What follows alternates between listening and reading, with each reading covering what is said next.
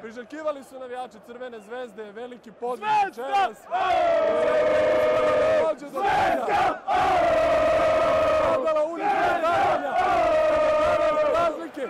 Sada čeka biti revanš od 3000 km u Rusiju. Najefikasniji u ekipu Crvene zvezde.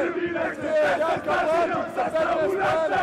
Za njim je Raško Kačić sa 14 strana. A u ekipi poražene iz Rusije naravno najefikasniji je bio Gudler sa 18 postignućih poena. Ključni moment ovoga meča dogodili su se u trećoj četvrtini kada je Crvena zvezda uspela doći do značajnije prednosti. Međutim, dugo vremena u posljednjoj četvrtini, čitavih 5 minuta, stao rezultat od 5 razlike za Crvenu zvezdu. Onda je trojka. Onda je trojka.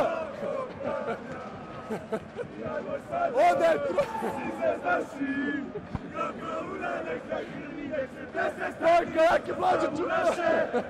Ne mogu, Moja je svetski šampion! Opa!